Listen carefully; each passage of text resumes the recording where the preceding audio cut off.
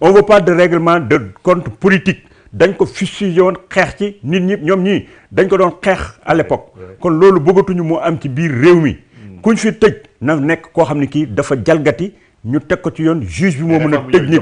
déglu ma déedéet y a pas de réforme à faire ñoom Sonko li ñu bëgg mooy ñëw jàpp ministres yi Macky Sall yëpp traduire leen fële ñu daal leen jàpp ne leen dabaj ci kaso bi loolu bala nga koo mën a def da ngay monter ay dossiers foofu laa tàmbali woon au départ di leen l'erreur de Pastef c'est l'angle d'attaque te ñoom bu ñu ma dégloo bu baax dinañ xam ne seen angle d'attaque moo bon dès le départ laa ne woon ñii duñ tëj nit parce que loolu mënta nekk deuxièmement nga bëgg a ñëw ne da ngay raxas magistrature kenn mënu koo raxas du Sonko du Diomaye Sonko même bu nekkoon président de la République du Sénégal mënu ko il y a des magistrats qui sont intègres dossier bu jaar ci ñoom daan ko traité seen aqulay taala duñ ci changé te corps bi mënoo changé ñëpp mënut a nekk léegi sur l'économie par exemple léegi Sonko dafa jàpp ni option de souveraineté yi nga xamante ne moom lañ seen parti gëmoon tëgg ko notamment par rapport au FMI Diomaye presque daf ko bàyyee combat boobu pour man bu ma doon a fi ne la Pastef fi ne ni kan moo échoué Sonko laay wax xam nga lu tax boo dikkee ñi def le premier ministre de la République du Sénégal yaa war a mettre en œuvre la politique définie par le chef de l'État te Sonko est le plus fort des premiers ministres yi fi jaar yii yëpp bu Ablaye Wade ak bu Macky Sall ak affaire yooyu yëpp amul benn premier ministre defal ndànk waaye déglu ma rek waxuma la répartition les prérogatives du premier ministre waxuma la loolu peut-être légitimité jëmmu Sonko amul benn premier ministre yii fi amul boo ko fi am Sonko il est puissant Sonko ñii ñu namee ci biir gouvernement bi nii 80% yi Sonko moo leen nommé ou plus député yi Sonko moo leen tànn Sonko il a tout ce qu'il faut pour gouverner le pays appliquer la politique du gouvernement Sonko du ngeen ko toog ndama bëggoon mu toog benn yoon mu ne dans la réforme de l'éducation bëgg na maa def tel Diomaye moo ko tere ou bien sur le plan de l'économie agriculture bëgg na maa def tel Diomaye moo ma ko teree def mu jël ko par secteur amul benn secteur bu mu ciy wax boo xam ne dañ ci génne loo xam ne li Diomaye moo ko deful xam nga fan la am contradiction ak Diomaye c'est au niveau de la justice mooy ni mu bëggoon justice bi doxee ni moom Sonko munu ko Diomaye munu ko xam nga toog na mu ni Yacine Fall xam nga bi muy jël Yacine Fall di ko def ministre de la justice dafa defa ne Ousmane Diagne deful li mu war a bu ñu dee Yacine dana def Yacine ebu ni mënul ta def dara parce que dafa ñëw fekk fi justice ni muy doxee du ñu tëj ku ñu wër ta tëj benn nit nga fi mën a contrôler mooy le procureur ay Yacine yëngal na ay dossier déw rek defal nànk rek waaye déglu ma moom yooyu du ministre bi yooyu ku fi ñëwoon mën nga koo def mais est-ce que da nga leen tëj loolu mooy problème bi ama jàpp nii jàpp jiiñ dafa yomb jël nitam parquet jël la yóbbu la information judiciaire sonnal la kooku moom la politique moom loolu mais les juges du siège je te jure ay dossier la ñuy juger mais xamoo ne président Macky Sall du toogoon na fi ngeen defe ne justice doon ba mu demee fi bi mu jàppee Aïda Mbodj Aïda Diong ku ko libéré justice un magistrat boo xam ne bi moom lu ñëw mu xool dem contrôler ji affaire gis na liñ koy topp ma nga nee ak les bordeaux de réception gis nga jour bi mu libéré Aïda Diong Macky Sall était comme un enragé dans son bureau billahi c'est un jeune magistrat qui l'a libéré te mën naa la ko wax c'est le président Chimère qui était le président de l'ordre des magistrats Chimère Diouf Chimère la ko libéré woon ñu nekk di yuuxu ñëpp di bëgg rey seen bopp ñu jël dossier bi monté ko pour yóbbu ko ca paaye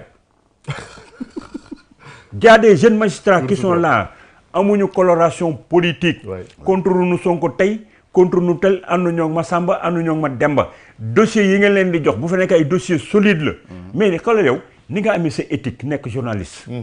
ni la am un jeune magistrat qui a fait les mêmes écoles que yow bokk ci njaboot xam ni bu dee dana la yow bu dikkee toog day juger ak aqulay taalaam mais doo jël dossier bëgg magistrat bi di ko traité ni nga ko bëggee naka nga loolu mënta nekk beneen bi Sonko li mu bëgg mooy rapidement xam nga Sonko li tax problème mu Sonko encore ma jox la ci beneen affaire Sonko waxut ak yow waxut ak kii waxut ak man waxut ak kii xam nga Sonko ku muy waxal mooy militants yi Pastef fi les militants ak militants réseaux sociaux yoruñu état duñu ay indicateurs Sonko buy wax comme Ablaye Wade bu jëkkoon bu daan wax xam nga dëkk boo masaana dem ka fa gën a woyof xaftaan ka ñu négligé bàyyi ko fële moo fa nekk le représentant du PDS pas yooyu bu Ablaye Wade daan toog ngeen dégg ko mi wax naan Konté boog dégg nga maag waxut ak intellectuel yi de ma ngay wax paye nekk ca ginnaaw cinkóoli ci boor Daaru Musi nga xam Ablaye leen koy wooyee ñooñu lay waxal gis nga Sonko quand il parle il ne vous parle pas il parle aux militants là les jeunes de Pastef qui sont dans les réseaux sociaux te ñooñu su fekkee ñoom say indicateur moo tax Sonko di wax fu mu war a waxee di wax lu mu war a wax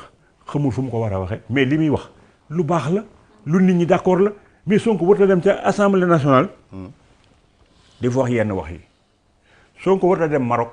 wax fa yenn wax yi Sonko waroo nekk en négociation avec le FMI nga xam bi les choses doivent se passer dans les couloirs nga toog di attaquer de façon frontale et de façon publique parce que yow vertu yi ngay défendre mais boo nekkee dans un bureau avec le FMI mën ngaa jox instruction say fonctionnaire yow nga toog ak ñoom ne leen lii lay nangu lii daal lu nangu fii lay yem soo génnee nag ci résultat ya ci ngay communiquer nag ak say nit ñëw nañ nee nañ ma lii non c'est pas de la transparence kooku tu bulles da ngay polluer te da ngay yàq y a des diplomaties qui ne se font pas dans la rue diplomatie c'est à l'interne c'est en sourdine su nga koy def ak say relais yu la mën a jàppale Sonko tey fi ni nii li muy wax nii ñu paree ci d'accord ak moom mais façon bi mu koy waxee la ni mu koy waxee ak ni mu koy defee nous sommes des régaliens on connaît l'État a ses règles de fonctionnement am na loo war a wax ci biir ak loo war a wax ci bitti quand ils ont parlé de la dette cachée tous les malheurs du Sénégal sont venus de là-bas ca Fallou ma wax la sa axulay taala yéen ñaar ñi Macky Sall du dette bi la ngeen ne moom la fi fekkoon dette bii ngeen di wax du Macky Sall moo ko fi créé waaw mooy 23 000 milliards waaw ba mu fi toogee Macky Sall mu yokk ay salaire di dem di fay bourse étudiant yi non loolu problème defe naa bàyyi maagale rek xam naa fa nga jëm déglu ma fa nga jëm mooy moo def projet moo def lii xam nga fu ma jëm foofu nga jëm moo